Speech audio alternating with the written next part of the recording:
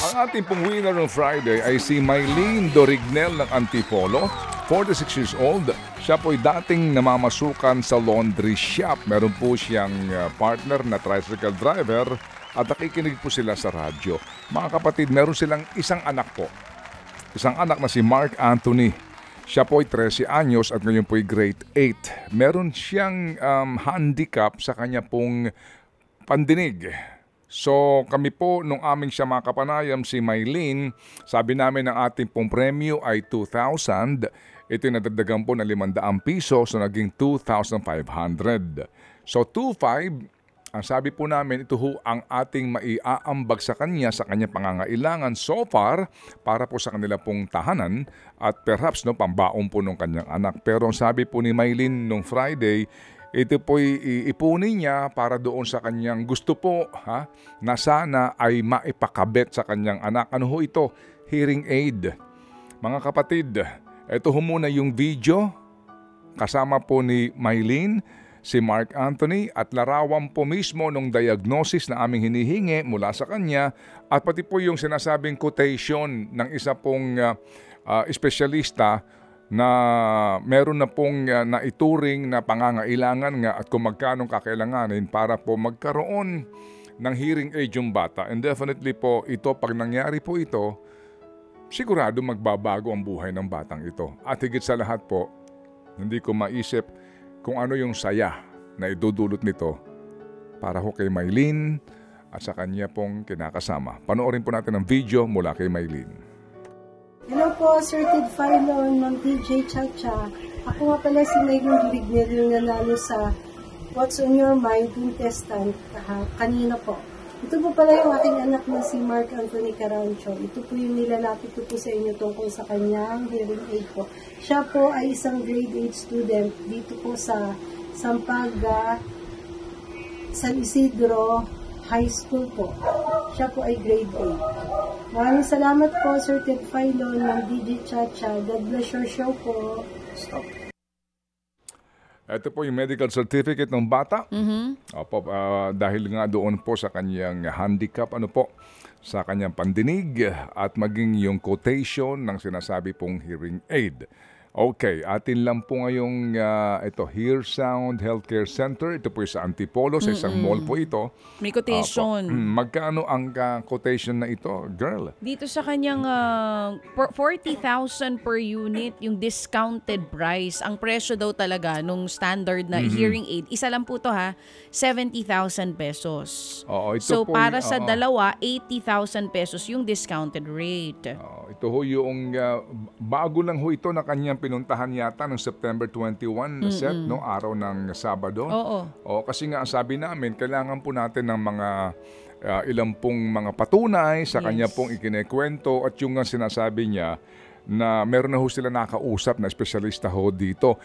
Actually, kami po nung Sabado, ako'y nakiusap, istorbohin ko si Dimpy. Sabi ko, Dimps, di ba meron tayo dating naging guest na yan ang specialization? Baka pwede siyang kontakin. Oo, nang sa ganun, baka makatulong dito sa pag-assess sa bata. Well, unfortunately, baka ho nasa abroad o anuman. So, nung pong Sabado pa lamang po, kami po sa aming team, pinag-iisipan na po namin to, paano ho natin, kung sakasakali man po, ay matutulungan tong batang ito. Wala ho kaming pinapangako po dito. Pero sabi ko nga, alam niyo ho, naniniwala ho po ako sa himala. Himala na nanggagaling po sa ating dakilang Maylika. Balikan lang natin ngayon si Mylene ng Antipolo. Mylene, magandang umaga.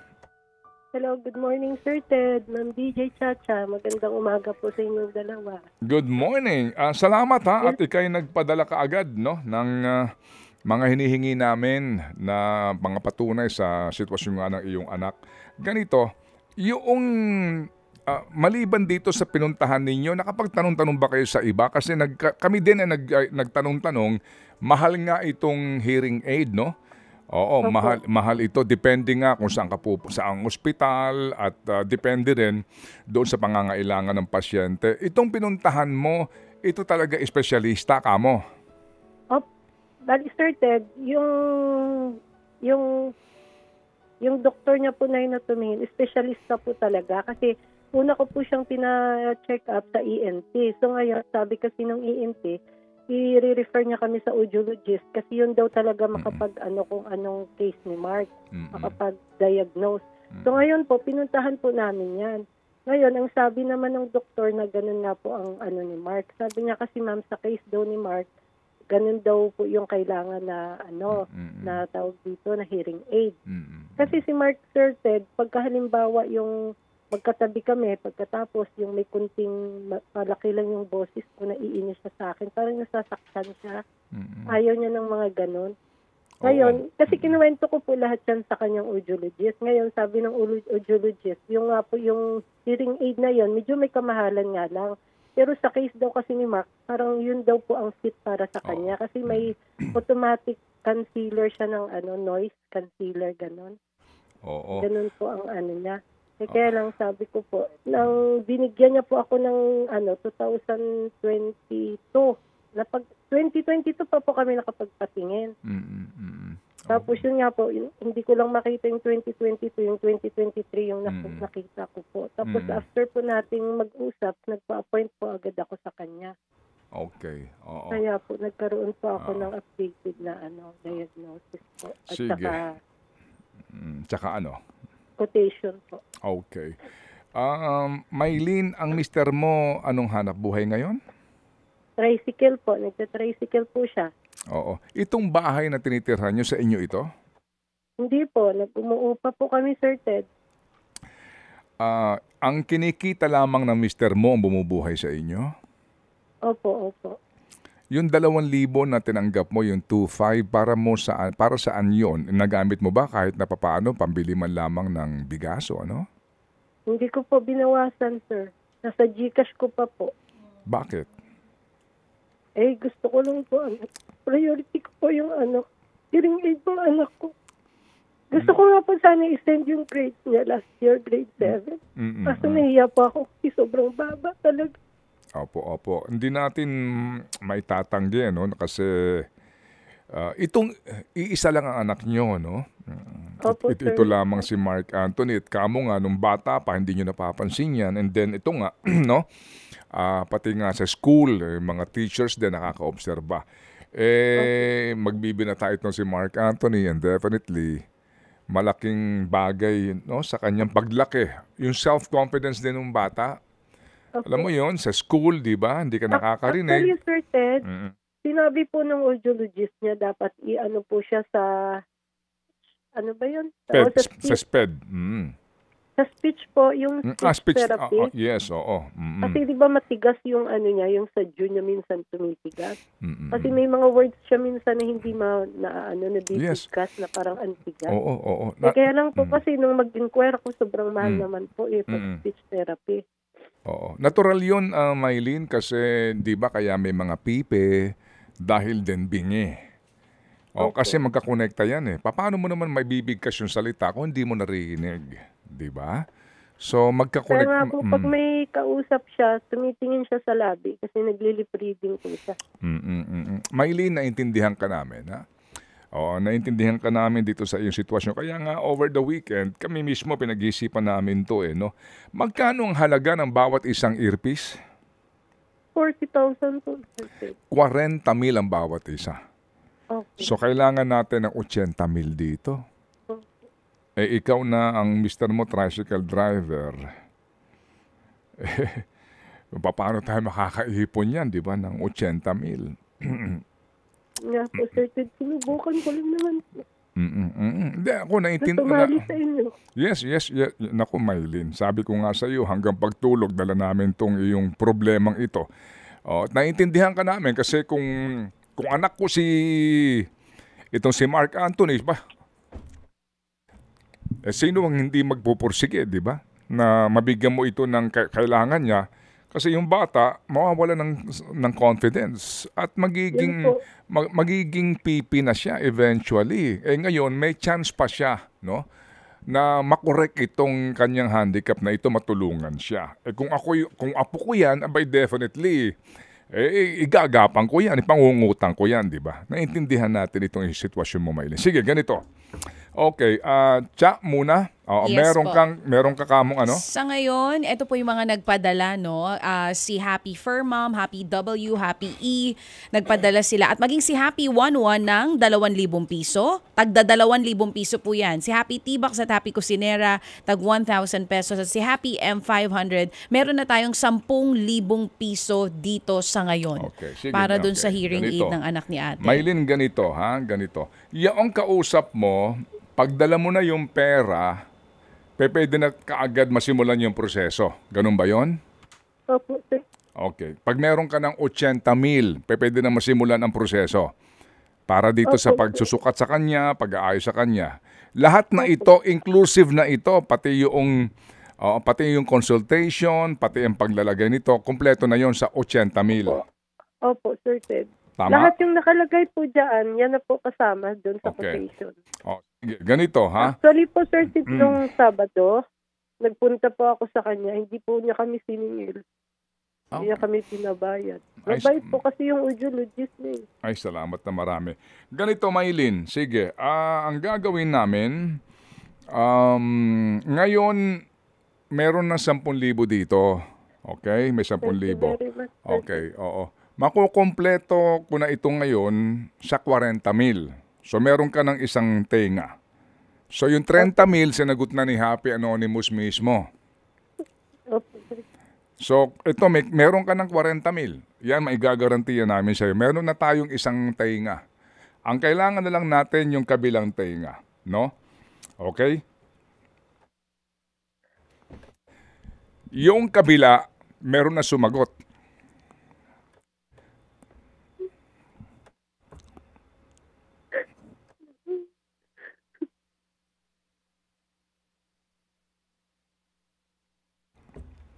So yung 80,000, kumpleto na ngayon. Sinagot yung kabila 40,000 ni Happy Senior Couple.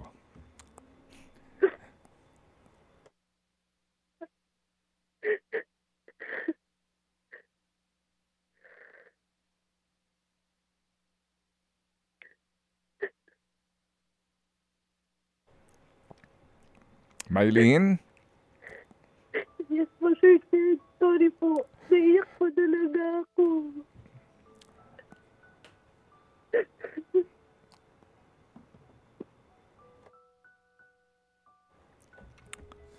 So yung buong 80,000 ngayon na buo natin to, girl. Okay? So ulitin ko lang ha. Oo, yung mayroon kagad nag-ambagan, nakakuha tayo ng 10,000 plus 30,000 ni Happy Anonymous. Yung kalahati, 40,000, sagot na ni Happy Senior Couple. Actually, sabi nga ni Happy Senior Couple, sagot na namin yung 80,000. Ganun po kabuti ang kalooban nitong senior couple na ito. Pero sabi nga po natin, meron pa po iba nag-ambag. Kaya ngayon, ang gagawin namin, yung halagang ito ay dadalhin sa iyo ni Seth personal. Sasamahan ka ni Seth diyan sa pupuntahan ninyo sa Antipolo. I-schedule natin para mismo maiabot doon sa ospital yung pambayad para masimulan na ang proseso dito sa iyong pagbibigay, no? At meron ding idadagdag pa siya, no? Para naman doon sa therapy ng bata. Yes, oo. Okay? May mga additional pa tayo dito. Nagpadala rin si Happy J ng 500, si Happy Yuri 1,000, si Happy Fur Mom nag-add pa ulit ng another 3,000 pesos. So magkano ng total? So kanina meron na tayong 80,000 pesos. Ngayon meron na tayong 83,000 Okay. Ayun. pesos. Okay. Sige. So sabi ko nga, nangyayari. Ito, may additional pa. Si Happy Keropi, 1,000. So, 84,000 pesos. Ang dami pa mga nagpapadala sa atin, ate. Okay. Nagbibigay ng mensahe ngayon. Mamaya, bago matapos yung programa, bibigay namin sa iyo yung total na matatanggap mo para sa hearing aid po ng inyong anak.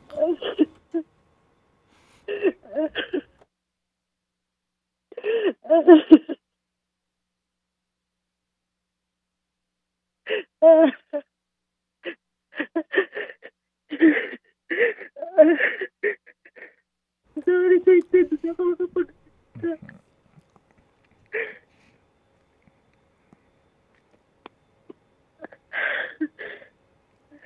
Hello, Sir Ted. Maylin. Oo, naiintindihan namin yung luha na iyan dahil yan ang luha ng hindi makapaniwala at luha ng kaligayahan bilang isang ina, no? Oo. Sige, so, Maylin, uminom ka muna ng tubig. Oo. Oh. Sobrang iyak ni Maylin kasi alam nyo kung ang iba ho ang hinihingi bubong. Ang hinihingi ay panghanap buhay. Ito po ang hinihingi niya kinabukasan ng kanyang anak. Kaya ako mismo dito hindi ko mapigilan na maluha dito. Sa kaligayahan din kasi nga sabi ko sa inyo alam nyo Sabado pa lang po pinag-uusapan na po namin to ng aming staff dito eh.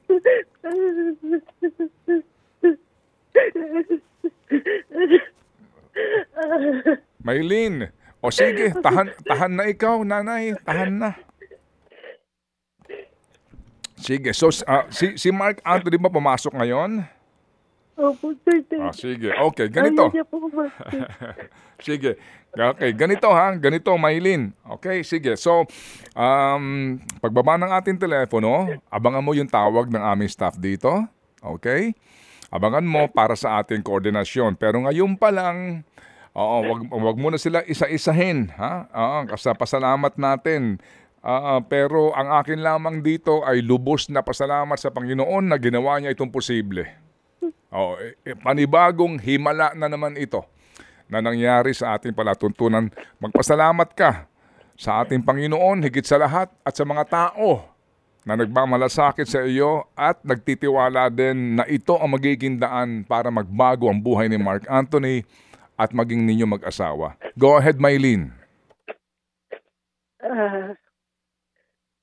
Magandang umaga po sa lahat. Nagpapasalamat po ako ang unang-una sa Panginoon. Pangalawa po kay Sir Ted, kay Ma'am DJ Chacha sa programa nila.